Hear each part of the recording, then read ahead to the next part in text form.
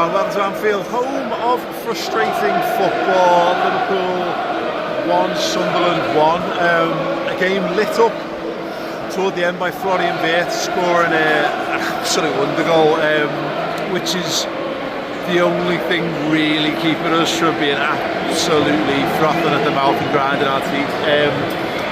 So slow, so, I don't know, lacking in bravery and play at times for Liverpool tonight, and look, I'm prepared to give them the benefit of the doubt in the first half and say I think it was tactical. I think Arne Slot said don't lose this game in the first half, and look, let's be honest, lots of us have been saying Liverpool needs to take that approach.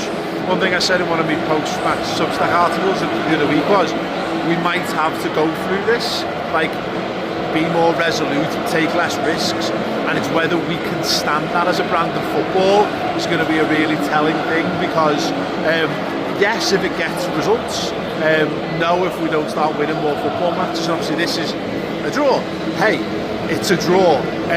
We haven't lost. That means we are now unbeaten in 2 games. Now there's some glass half full positivity for you, but drawing football matches is something Liverpool literally have not had in their locker this season. So look, this is not a point to be celebrated really in that regard. You shouldn't be celebrating draws at home to newly promoted sides, although you can caveat that with the idea that they beat Chelsea and they drew with Arsenal, so net we're no worse off than the lads who are basically going to win the league this season, although of course again it is at Anfield.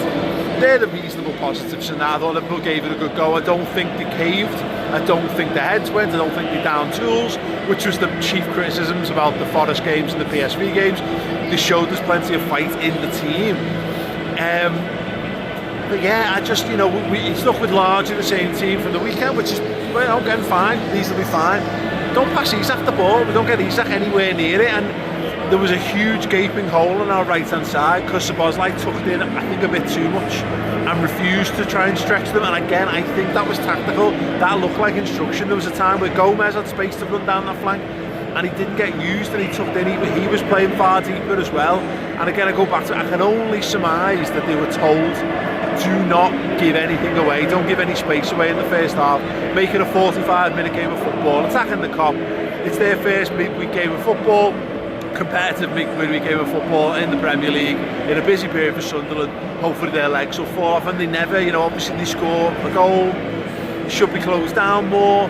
Don't think Canate is another one of them weird games where he's doing okay until he's not.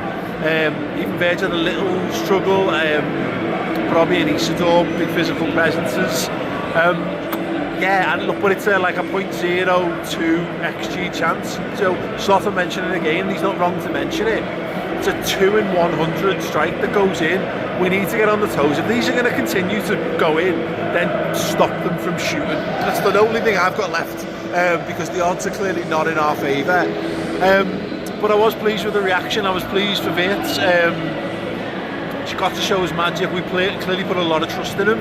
But the game never really went in our favour. You're left with corners, and we're not great. We're not very good at corners, unfortunately. And Sunderland, yeah, it just felt like they had 3 men in the right back position, 3 men in the left back position, 5 men across the back, and because that's how they play, they get up the pitch with pace and they get back and defend in huge numbers.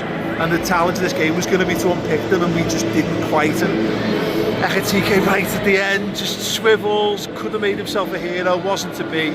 Fine margin to these games.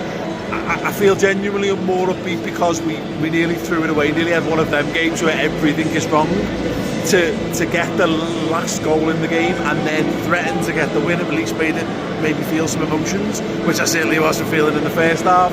I don't know, it's weird. Liverpool clearly need to continue to work, and they need to continue to work hard, and it's quite clearly not going to get back to Liverpool winning 12 games consecutively back to back.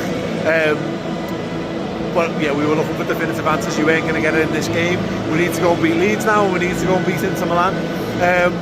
It is not a bad thing during a game of football, not against a team that obviously can beat you and has beaten good teams this season, but particularly because Chelsea dropped points as well.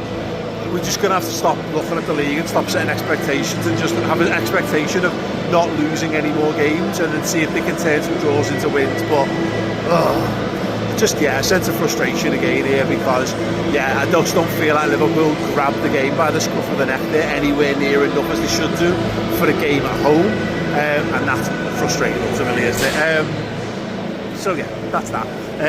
Listen, drop a like on the video.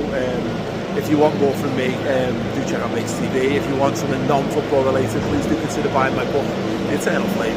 It is sci-fi and World War II and time travel related, so if you want to not think about football but like that stuff, check it out on maechpublishing.com. Anyway, on to later the weekend.